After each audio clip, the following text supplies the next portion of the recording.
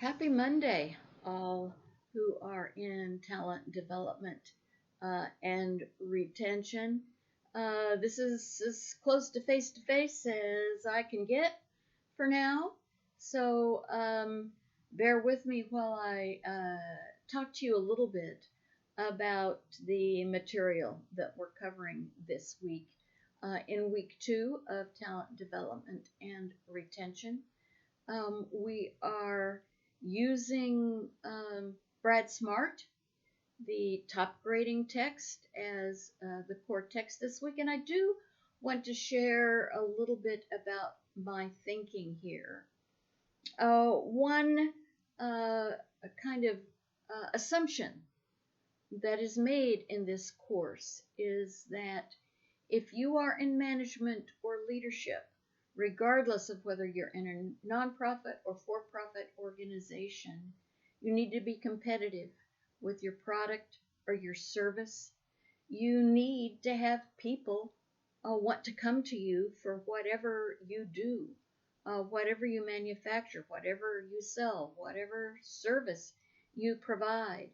And if you fall behind in terms of what people with higher or more highly developed people or more talented people can do, it's not good for your business.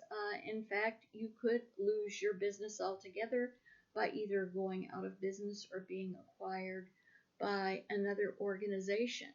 You can't just be satisfied with a few people that carry the organization, that have talent, that are doing their best, while others just get by, or while others actually drag everybody else down because everybody else is so busy getting the work done that others ought to be contributing as well. Everybody needs to be firing on all cylinders. Everybody needs to be doing their best if you are really going to be a quality organization delivering a quality product or service. There's no way around it. So how do you do that? So many of us are bogged down with people that are mediocre in terms of what they deliver, not as people, of course, but in terms of what they contribute to the organization, or even less than mediocre. Top grading is Brad Smart's response. Please don't get hung up on his formula. I think the formula itself is a little bit ridiculous. I like the concept of being clear that you have very highly talented people. You have people that need development that could deliver much more with training or with a transfer or with education. And then you've got people at the bottom that you may not be able to do anything with at all.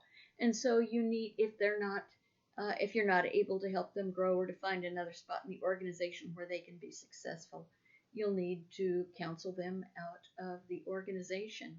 That's the way it works. You're not about providing jobs for people who don't have skills. It'll bring your organization down. So that's the premise. It's not the formula that you have to have, that there's so many A players and so many B players and so many C players. But there are A, B, and C players.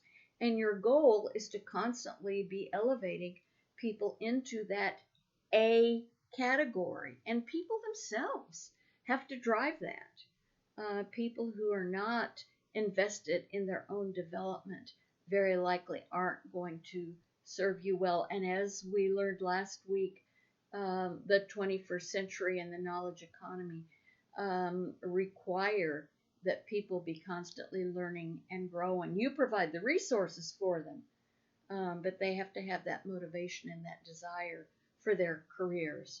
Yes, you're going to lose highly talented people from time to time if you're not able to continue to use them and promote them and expand jobs for them. But that's the risk that you take. But you develop a reputation, and people want to stay with you longer once you have that kind of reputation as being an excellent organization, a quality organization, but also one that cares about its talent. So that's kind of a very brief summary.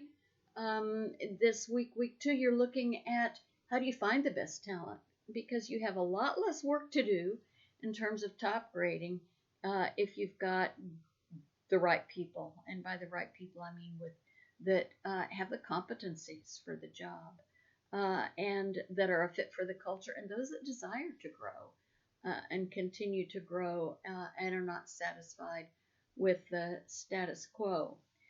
So one of the things I'm asking you to do this week is to examine your own job and what are the competencies. Look at Brad Smart's competencies. It's not skills. It's competencies, and what areas do people need to be highly competent? Maybe it's problem solving, maybe it's creative design, maybe it's conflict resolution, those kinds of things. Not whether or not someone has the ability to build an Excel spreadsheet. Those are skills. That's not what you interview for. So make a list of the top, I forget what I said, maybe 5 to 7 competencies for your job, assuming that you're leaving and you're hiring your replacement. And then build the interview questions that will help you figure out whether a person has those competencies or not.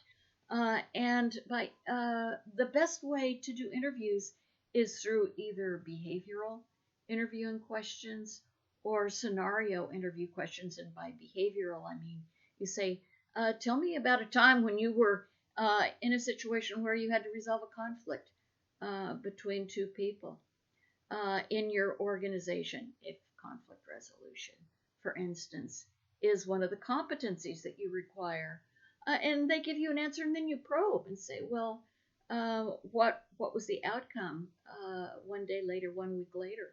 How were the individuals performing? And you wait for that response, and then you might come back and you say, well,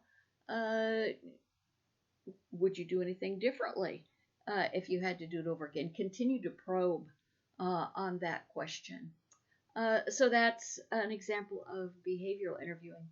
Scenario or hypothetical questions are you give them a situation that maybe they've never experienced and see what they do with it and continue to probe. So an example might be, let's assume that you are in a situation where your organization has to lay off 5% of its workforce, and a number of the people in your that you're hiring are going to be replacing a number of people that have just been laid off.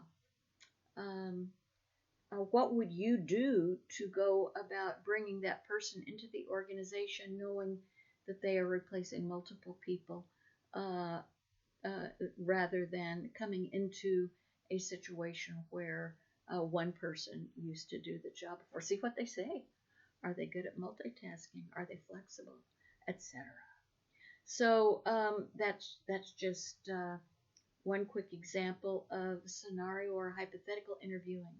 So come up with some good questions that will help determine whether the person that you're hiring to replace you, hypothetically, has the competencies that you've outlined.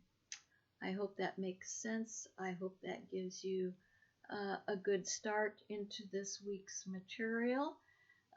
Please let me know if I can be of further assistance to you as you plow through the material that I've provided for you and the smart text.